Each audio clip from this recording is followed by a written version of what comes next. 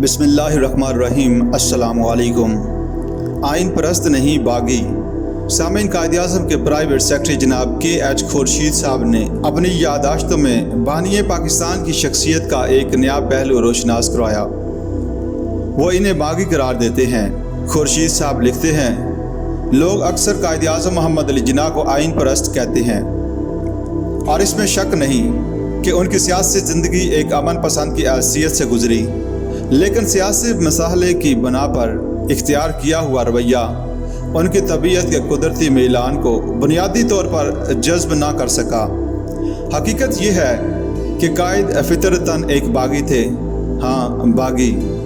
उन्होंने बगावत की, बल्कि सच ये है उन्होंने पे दर पे बगावतें की। इब्तिदा में आबाई पेशे और ख़ानदानी रवायात से, फिर अपनी गुर्बत के ख़िलाफ़, फिर सियासी मैदान में कांग्रेस से और बाज़ अज़ां गैर मुल्की हुकूमत के ख़िलाफ़। मुखालिफ इन्हें ज़िद्दी कहते हैं। हिंदुओं ने हर धर्म नाम रख छोड़ा था, पर मुसलमानों ने इन्हें अपना हीरो कहा, शायद इसलिए कि कायद एक बागी थे और मुसलमान फितरतन बगावत पसंद और इनकलाब व हंगामा परवर होता है। कायद की मुसलसल बगावतों ने मुसलमानों को गर्विदा बना लिया। उन्होंने दौरे गुलामी में बरसों के कायम किए हुए तौर तरीक़ों के ख़िलाफ़ बगावत की। उन्होंने हिंदुस्तानी वहादत के बुत को ललकारा और ताज बरतानिया के इस दरख्शां हीरे को जोश बगावत से पाश पाश कर दिया। उन्होंने तारीख़ के तमूज और जोग्राफिया के जमूद से बगावत की। उन्होंने कौमियत के कायम किए हुए फरसुदा मायार का तारपोत बखेर कर रख दिया और वतनियत की देवी अपनी रानाइयों की दिलबर बाकशिश के बावजूद इस सरकशी को मैसवर ना कर सकी। कायद फ्रांस जा रहे थे। वो जवान थे, जज्बा बगावत शबाब पर था।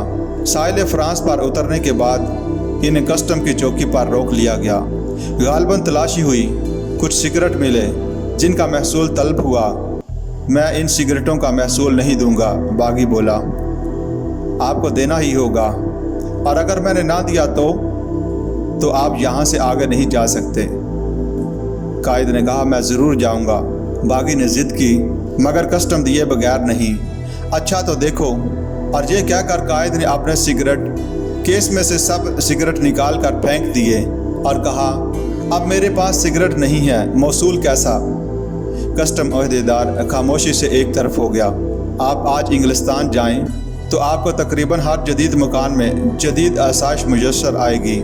सर्दियों में गर्म पानी, बल्कि सारे का सारा मकान गर्म करने का आला बरकी इंतज़ाम होगा। मगर जब मोहम्मद अली जिन्ना वारिद इंग्लिस्तान हुए, मलका विक्टोरिया का ज़माना था, आराम व आसाइश का सामान तैश में दाखिल था। गरीब और मुतवस्सित तबका के लोग महीनों नहीं नहाते थे। बहुत ज़्यादा हुआ तो कमीज़ का कॉलर और कफ बदल लिए। 15-16 बरस का सन भी क्या होता है। बागी बच्चा सिपाही था। सर्दियों का मौसम था। इनकी मालका मकान जाड़े में सेहत के मुतालिक रवाज के मुताबिक कुछ नसीहत फरमाने लगी। बागी ने कहा, मैं तो रोज़ ही नहाऊंगा, लेकिन तुम्हें गर्म पानी तो नहीं मिल सकता। ना सही, मैं ठंडे पानी से ही नहाऊंगा। जब दूसरे रोज़ सुबह गुसलखाने में दाखिल हुए तो रात को सर्दी की शिद्दत से टब का पानी सतह पर ही से हल्का सा जम चुका था। बागी ने एक मुक्का मारकर उसकी तह को तोड़ दिया और आंखें बंद करके टब में कूद पड़ा। ये वाक़या खुद उन्होंने मुझे सुनाया था जब मैं उनका प्राइवेट सेक्रेटरी था। इंग्लिस्तान से फारग तहसील होकर लौटे तो वालिद का कारोबार तबाह हो चुका था। माली परेशानियाँ ख़ानदान को घेरे हुए थीं। सारे कुंबे का बोझ नौजवान मोहम्मद अली जिन्ना के कांधों पर आन पड़ा। हालात का तकाजा और वालिदैन का इसरार था कि नौकरी कर लो। 500-600 रुपये माहवार से एक मुतवस्सित घराने की बाखूबी गुजर हो जाती। वालिद मुअम्मर हो चुके थे।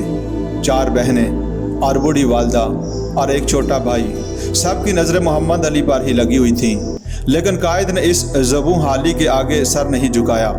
मैं रोज़ाना पैदल अदालत जाया करता था।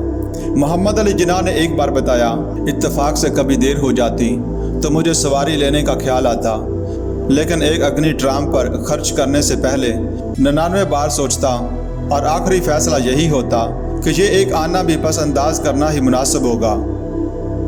एक और वाक़या, अभी मोहम्मद अली जिन्ना की उम्र 7-8 बरस थी कि इन्हें अपने वालिद के साथ एक अदालत में जाने का मौका मिला। अहाता अदालत में उनकी नज़र एक बैरिस्टर पर पड़ी जो अपना स्याह कौन पहने घूम रहा था। नन्हे बागी ने अपने वालिद का दामन पकड़ दिया। अब्बा ये कौन है? बैरिस्टर, बाप ने जवाब दिया। ये क्या करता है? ये लोगों के मुकदमे लड़ता है। तो मैं भी बैरिस्टर ही बनूंगा और लोगों के लिए लड़ूंगा। कहते हैं कि उनके वालिद ने जो इन्हें अपने बिजनेस में शरीक करना चाहते थे, बेटे की जिद और दोस्तों के मशवरे से ये इरादा तर्क कर दिया और कायद को इंग्लिस्तान जाने की इजाज़त मिल गई। दौरान तालिब इल्मी वतन से 1000 मील दूर बागी को अपने मुल्क पर बहुत नाज था। वो अक्सर अंग्रेज़ हम जमातों और दीगर तलबा से उलझ पड़ते। इनकी आज़ाद पसंदी इन्हें हर हिंदुस्तानी रहनुमा के करीब ले जाती। इन्हीं दिनों की बात है, दादा भाई नूरुज्जी बरतानवी पार्लियामेंट का इंतखाब लड़ रहे थे। मुखालफिन में जहां और ज़राए इस्तेमाल किए, वहां इन्हें काला आदमी का ताहना भी दिया गया।